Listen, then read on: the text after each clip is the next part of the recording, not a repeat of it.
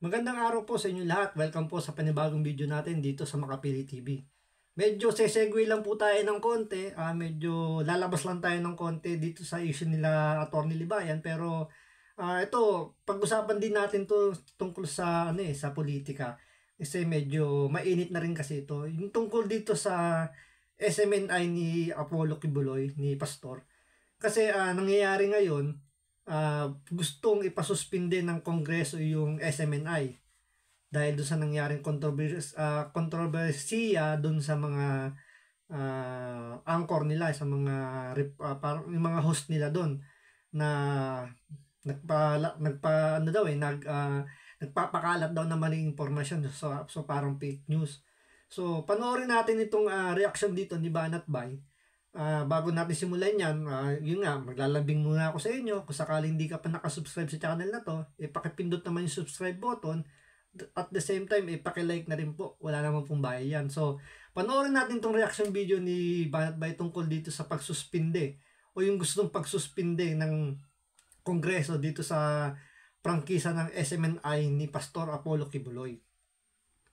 Lusot na po sa Kamara ang resolusyong humihimok sa NTC na suspendihin ang prangkisa ng SMNI.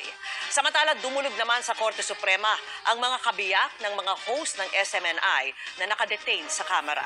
Pinagtibay na sa plenaryo ang resolusyong humihimok sa National Telecommunications Commission na suspindihin ang prangkisa ng SMNI. Naka? Sana po ay suspindihin nyo muna habang tinitingnan natin lahat. Sino ba itong na ito? Na nangyayari. Sino ba itong nagsalita na ito? Original ba ito? Aprobahan ito ng House Ganda Committee on ng ilong Legislative... Yung pala ibig sabihin mo na original, Banat ba? Hindi kasi malay mo, merong hindi. Sino yung na yun, nagsalita na yun? Si PBA representative? Habang Sino Grales?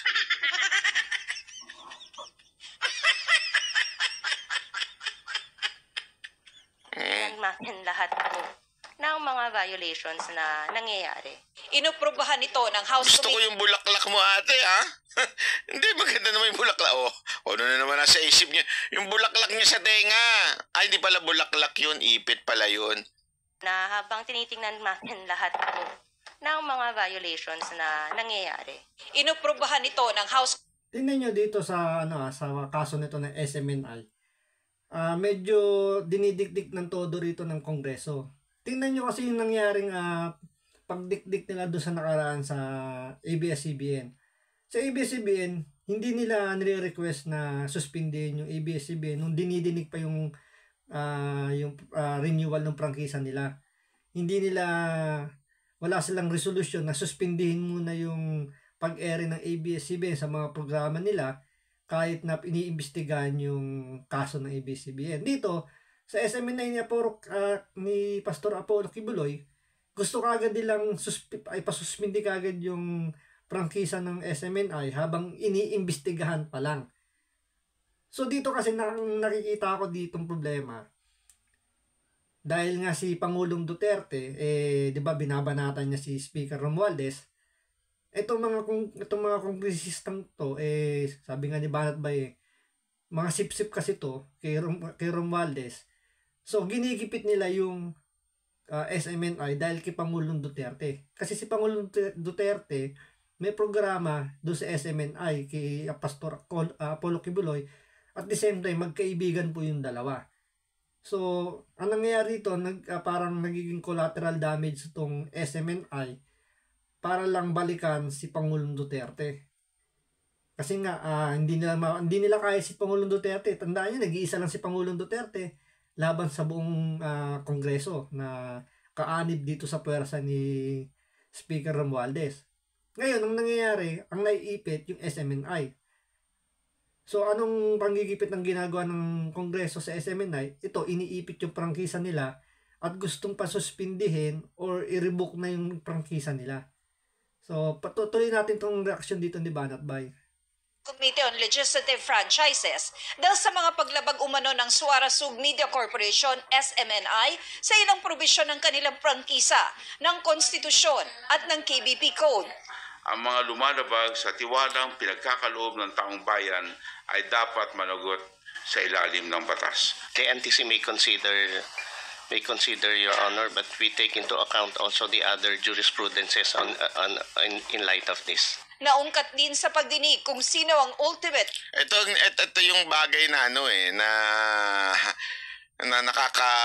nakakagulat nung pananonood ko nga bakit may mali ng konti doon sa sagot ng mga abogado. Hindi naman mali, I mean magkaiba, okay? beneficial owner ng SMNI matapos sumulat si Pastor Apollo Kibuloy sa komite na hindi siya dadalo sa pagdinig dahil wala naman daw siyang kinalaman sa operasyon ng SMNI mula 2019 nang aprubahan ng prangkisa.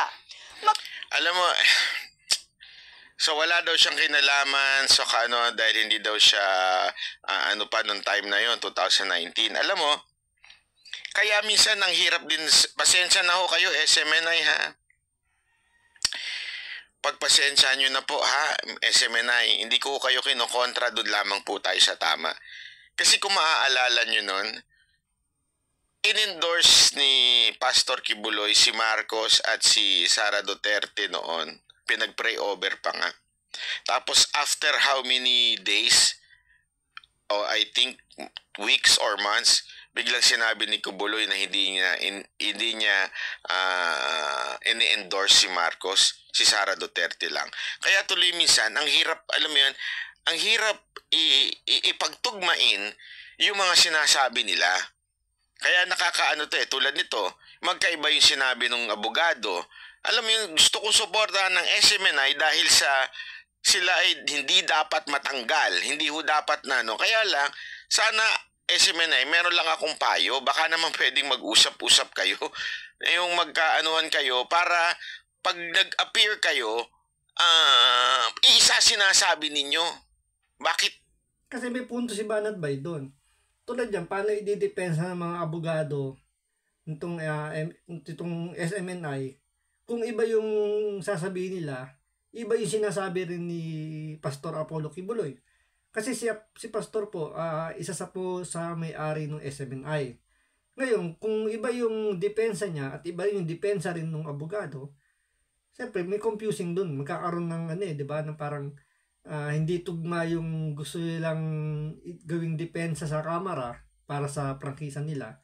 So iisipin talaga ng Kongreso na malaki yung problema nitong SMNI. Plus, andun pa si Pangulong Duterte.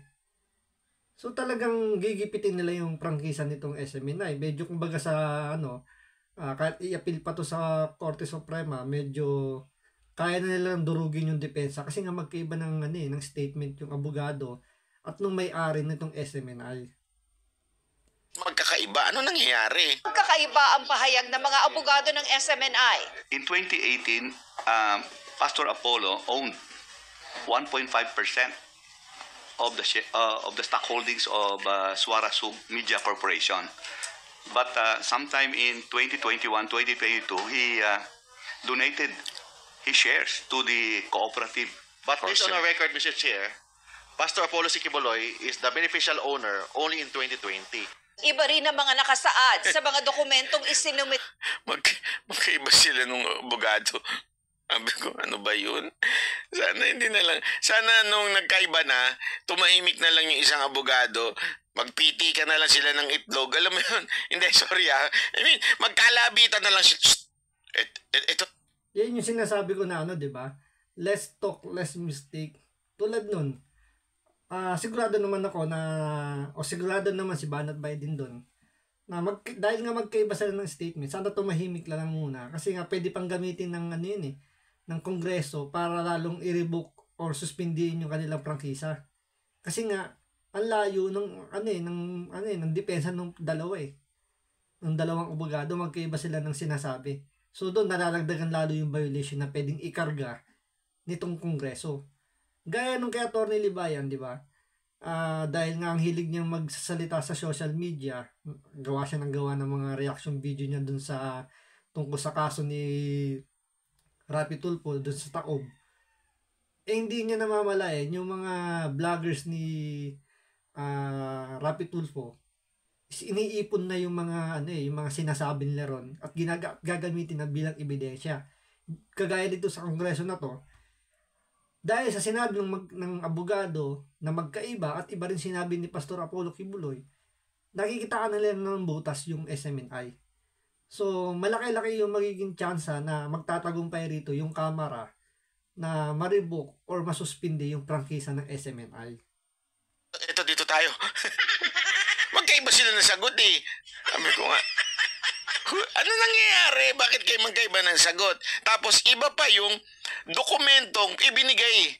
Nagigets nyo? Iba-iba yung binigay. Iba yung sagot ni Abogado 1, iba yung sagot ni Abogado 2. Tapos, pagdating doon sa biglang iba rin yung dokumento. Di ba? Ng SMNI. So, yun nga. Kagaya nga nung kay Atty. Libayan tsaka kay Rapi Tulfo, iba yung sinasabi ni Atty. Libayan dun sa ibig niyang sabihin sa depensa niya. Iba rin yung depensa ng mga vloggers niya. So pag yan nagkaharap-harap na sila sa korte at tinanong na ng judge yan at iba-iba yung mga sinasabi nila, hindi sila tugma-tugma, malaki ang chances na shoot sila sa banga. Kagaya na nangyayari dito. So dahil nga magkaiba ng sinasabi ng mga abogado at ni Pastor Kibuloy, so lumalaki yung chance na masushoot sila sa banga. Ay sa Kamara as a Securities and Exchange Commission. It is very clear, based on our documents, and I will furnish you a copy, that he is, or he was, ultimate beneficial owner at least until April 29, 2021, which is beyond the enactment of the RA, which is 2019. Yung totoo po, yung sa SEC po. So fake ko yun na dito. Hindi man fake po. Maybe nagkamali yung nag-file po. Hindi po ba Kamali yung nag-file. Tingin nyo tatanggapin nila yung ganong paliwanag? Na tingin po namin nagkamali lang yung nag-file dyan. Kagaya nung kay Atty. Libayan pa rin. Tingin mo sasabihin ni Atty. Libayan ang sasabihin niya sa korte? Hindi po. Ang root word po ng salitang taob ay ng tumaob. Baka tumaob na lang. Ang root word ng ibig sabihin, ang root word ng tumaob ay taob. Ibig sabihin mo niyan, may ipapatay or may ganun, basta ganun. Kung ganun sasabihin niya Atty. Libayan, tingin nyo tatanggapin ng korte yun. Parang dito, mali lang po yung naibigay sa inyo. So tingin nyo tatanggapin ng kongreso yun? Oo, tatanggapin, pero at the back of their heads na agad, meron na sila agad conclusion doon na nagsisinungaling ito. Kasi nga, mali yung pinapasa nila tapos magpapaliwanag pa sila dyan. Yari. to SEC, this is grounds for... Mabubutasan sila dito. Tama yung tanong nitong babae. Na parang, di ba, since iba yung dokumentong ibinigay sa inyo, iba yung sinasabi nila ngayon. Di ba grounds yun? Kasi tama nga naman. Nagbigay ka ng dokumento sa... para mo sinabing sa SEC, eto ang opisina namin, dito kami nagsimula. Pero iba yung, nung tinanong na kayo sa korte, iba na ang sagot nyo. Abay, mabubutasan talaga kayo doon. Patay tayo dyan. Cancellation because of SEC. fraud. Yes, Mr. Chair, any document that appears to be fraudulent or false or contains false statement. O, sabi tuloy nito isa, hindi ko napanood to ha, ewan ko kung totoo itong sinasabi ni isa, pero confirm yun na lang. Yan din ang sinabi ni Atty. Sal Panelo na dapat mag-usap muna sila kasi iba-iba sagot nila. Oo nga yun nga yung nakakaano dun Alam mo, syempre, tayo, we still support SMNI. Dahil nga po sa sila ho ay somehow sila na nga lang yung hindi na hindi nabibili ng, alam naman natin yung iba nasa pala na sila na nga lang yung talaga nagde-defend at talagang nagiging tagapagtanggol ng mga Duterte, kaya tayo ho isuportado natin sila. Ang problema lang, pag may mga ganitong mali, ay hindi na ho natin masuportahan ng 100%, ika nga, di ba? Kasi mali-mali na Sana naman po mag-usap muna kayo, kwentuhan muna kayo, magkape-kape muna kayo. Kailan ba tayo nagsimula? Parang bago, simple lang yan Parang pag-aarap kayo sa immigration. Magbabarkada kayo, di ba? pupunta kayo na isang lugar, kailangan mag-usap-usap muna kayo, alam nyo yung sagot nyo. Saan kayo mag-hotel? Ay kung sabihin nyo, magkakaiba kayo ng hotel, pero magkakaibigan kayo, magkakasama kayo. Ay papalpak talaga sa immigration nyo, ma-upload ka. So ang punto lang, talagang dapat may proper communication bago sila humarap sa ganyan. So, yun nga, pag mali-mali kasi yung hindi kayo nag-uusap-usap dyan, mali-mali yung binibigay yung informasyon, malamang sa malamang, di ba? Ikaw hulog ng ano yun ng kasong hinahawakan ninyo dahil nga lumalabas, may fraud, may panlulokong nangyayari sa prangkisa ng SMNI. So, andyan kagad talagang sasabihin nila na dapat suspindihin niya kasi nga nanloloko lang itong SMNI kasi nga iba yung iba yung pinapakita nilang mga dokumento, iba yung sinasabi nila. So medyo hindi siya nice, hindi siya maganda. Hindi ka mapapasakay, di ba? Kailangan mag-usap-usap muna bago pumasok ng immigration. Submitted in support of filing of articles of incorporation or any amendment that constitutes fraud in the procurement and may be cancelled, Mr. Chair. Iimbitahan ulit ng komite si Quiboloy sa susunod na pagdinig. Naungkat din ang umano'y partnership ng SMNI at ng TV network ng gobyerno ng China. This is very dangerous, no? Alam naman natin ang linalabas ng China ngayon, lalo na sa West Philippine Sea, ay puro kasinungalingan. Nilinaw ng SMNI na hindi pa pinal ang kasunduan pero ongoing na raw ang video sharing nila. Iniulat din ng SMNI sa komite na sinuspindi na nila si Jeffrey Celis at nireprimand si Lorraine. Sabi nito isa, ang mali dyan ma-advise bakit dalawang lawyer o nagre-represent. Okay lang naman dalawang lawyer. Kasi minsan talaga ganun dalawa, tatlo. Kaya lang ang dapat dyan, nag-uusap. Yun talaga ang totoo dyan. Dapat nag-uusap talaga sila. Ay, nako, okay. Badoy, nakadetine pa rin at naka-hunger strike ang dalawa. Ito pa, tapos ito pakinggan ninyo itong, panoorin nyo lang itong part na to. Medyo napataas din ang kilay ko ng konti dito nung napanood ko itong part na to. Sa kamera, emosyonal si Badoy nang tumanggap ng mga bisita kanina. 6 days, 24/7. Walang kain, tubig lang. Sumulat si Celis sa komite para palayain siya. At saka buko juice. Yun ang sinabi ni Badoy, sir. Dahil hindi na raw makakain ang kanyang ina. Bago ang Pasko, para makauwi sa aking ina, sa aking mga anak. Nagsorry rin siya sa inasal niya sa nakaraang pagdinig at sa Tapos, sinabi din niya kung sino yung source niya. hindi pag-check sa tinimbre sa kanya tungkol sa maling impormasyong may 1.8 billion peso travel fund ang... Kita niyo itong part na to? Dito yung sabi ko nga, oh my golly. Doon ka mabubutasan Bakit to? Sinabi niya, nagsorry na siya ngayon. Sinabi niya kung sino yung source niya, nasabi niya hindi niya sasabihin dahil yun ay naayon sa batas, pero sinabi niya rin pala. Pangatlo, inamin din niya na hindi niya binerify yung information na nakuha niya. Sabi ko, oh my golly, what? Yun ang pinakamalaking malaking pagkakamali niya doon. Na doon pa lang sa okay na nag-sorry siya. Aminin niya lang na nagkamali siya doon sa binitawan niyang balita. Pwede naman sabihin niya kinulang siya ng pag-research. Pero yung aminin mo kung sino yung source mo, yun yung pinakamabigat doon. Kasi kawawa yung nagbigay sa iyo yung source mo, kawawa yun, nagbigay sa iyo ng balita, yung nagbigay sa iyo ng impormasyon. Siya na ngayon yung madidiin doon. 'Di ba? Parang nangyari diyan, gusto mo lang iligtas yung sarili mo, inilaglag mo na yung source mo. So yung credibility mo mukhang tatamaan dito. So yun kaya nga sabi ni Batbay dito, yun yung pinakamalaking problema diyan. Dapat hindi mo sinabi yung mga ganung salita na hindi mo binerify, tapos sinabi mo kung sino pa yung source mo. So dapat pinanindigan mo. Oh, sige, nagsorry ka. Sabi mo, pasensya na po. Kinulang ako sa pag-research. Siguro, nadala lang ako dun sa issue. Hindi na po maulit yan. Next time po, mas pagigihin ko pa yung pag-research ko. Pero yung sabihin mo, hindi mo binerify, sasabihin mo sino yung source mo.